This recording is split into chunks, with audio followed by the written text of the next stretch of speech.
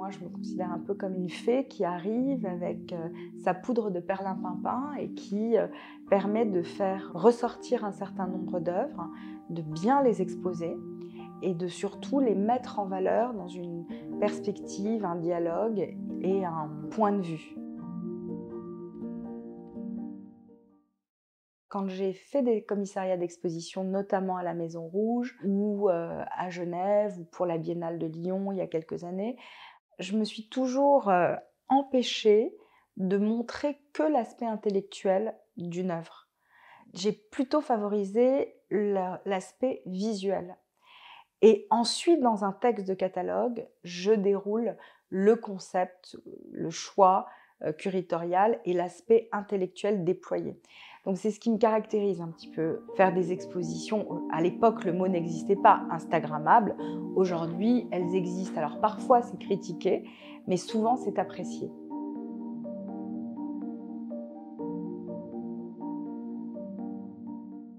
Les artistes vivants, quand on a la chance de les rencontrer, c'est l'une des raisons pour laquelle j'aime travailler et être entourée d'artistes contemporains vivants, c'est qu'en fait, ils nous font voir les choses sous un autre angle.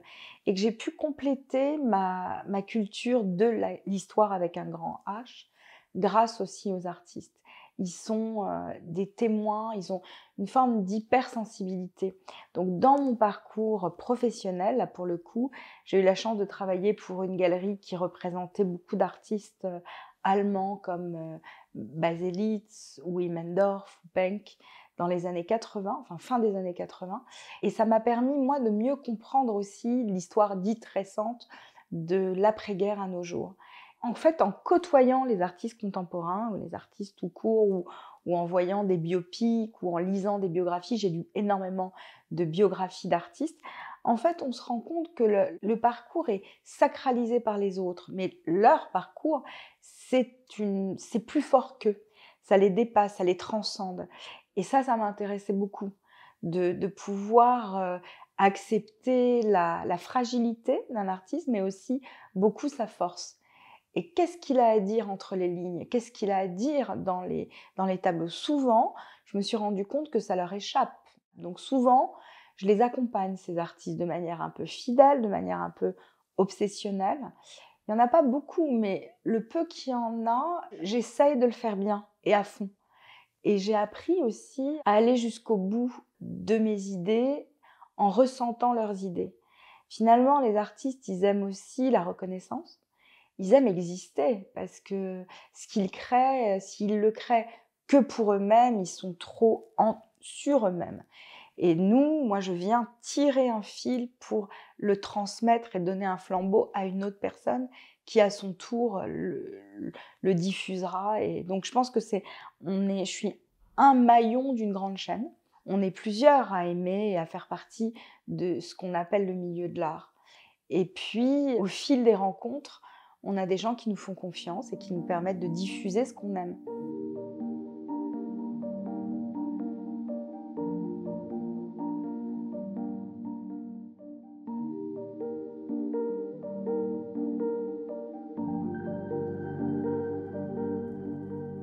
La genèse de Chambre à part, c'était de pouvoir voir des œuvres d'art ailleurs que dans des foires d'art ou dans des expositions de musées. Avec cette intuition que l'art allait quand même changer et que ça manquait un peu de tendresse et de douceur, et que le white cube, qui a été quand même un moment dans l'art où tout devait être très blanc, très aseptisé, très neutre, pour ne mettre en valeur que les œuvres, j'en avais déjà un peu marre en fait. Donc j'ai profité de l'arrivée d'une grande dame de l'art, Jennifer Flay, qui venait de prendre les rênes de la FIAC, et j'avais terminé une grande exposition à la Maison Rouge qui m'avait pris 3 ans au moins de préparation, pour créer cette idée de chambre à part. Et là, c'est toujours la même histoire, c'est toujours des rencontres. J'ai rencontré un jeune entrepreneur arménien, franco-arménien, qui allait créer une marque d'hôtel qui s'appelait 16 et qui, au pied de la Tour Eiffel, avait un bâtiment entier. Et il avait demandé à un jeune architecte prometteur, designer d'intérieur, de faire tout son hôtel. Et là, il m'a dit, écoute, voilà, je lance l'hôtel, banco, tu as le rez-de-chaussée, les parties communes et le premier étage, tu fais ce que tu veux dans les chambres. Et là, j'ai emmené ma bande d'amis pour faire pour mettre des œuvres. Alors sur le lit, sur le plafond, partout en fait, un petit peu de manière où on décodait, on décalait tout et on décodait tout. C'est-à-dire que je disais à Hugo Rondinone, par exemple, pour ne citer que lui, bon bah ta sculpture, au lieu qu'elle soit sur le mur, elle sera allongée sur le lit. Bon, d'accord, ok, pas de problème. Et puis, les dessins de jeunes dessinateurs, au lieu qu'ils soient pareils sur le mur, on les mettait au plafond et puis les gens allaient s'allonger pour voir les dessins. Donc, tout était complètement twisté.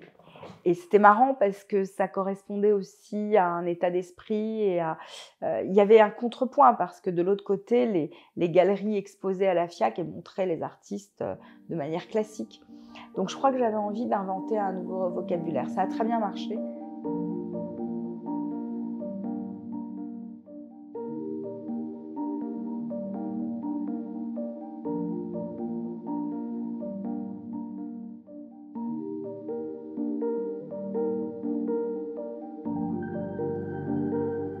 Chambre à part, c'est faire chambre à part ou marchand en chambre. À l'époque, les marchands étaient en chambre. Les marchands d'art étaient des marchands en chambre. Aujourd'hui, les marchands, ils sont sur Internet. Ils sont sur des plateformes. Alors, bon, pour aiguiller ou conseiller des jeunes qui ont envie de démarrer dans cette grande aventure, qui est celle de l'art et qui aujourd'hui est une aventure internationale de partout dans le monde. À l'époque, on n'était pas encore avec autant de réseaux sociaux, il y en avait peu. Je dirais qu'il faut suivre ce que l'on aime visuellement au premier abord, mais aussi se renseigner. Donc, de lire, de voir, d'essayer de se renseigner sur les artistes, sur la jeune génération, et puis aller du côté plus de l'histoire et passer beaucoup de temps à aller voir le Louvre et les musées d'art moderne divers et variés.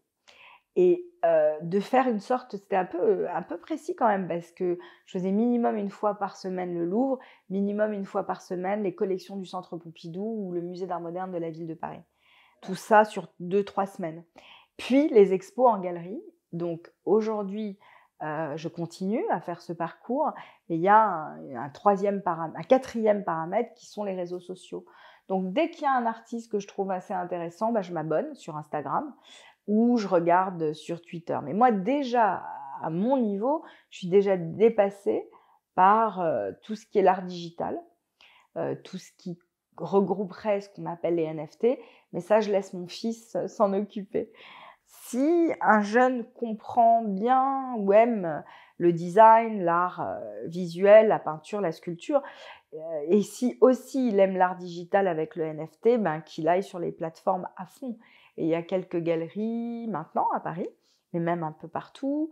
Moi, je pense qu'on est dans une grande transformation, que les époques que j'ai connues seront plus du tout les mêmes dans la façon d'acheter et de regarder.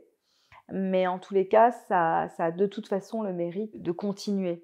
On n'empêchera jamais un artiste de créer et de faire des belles choses ou d'avoir un message à communiquer. Quand je parlais de maillons et un maillon d'une grande chaîne, la génération des gamins qui ont 20 ans, à leur tour, ils écrivent l'histoire. C'est ça qui est intéressant.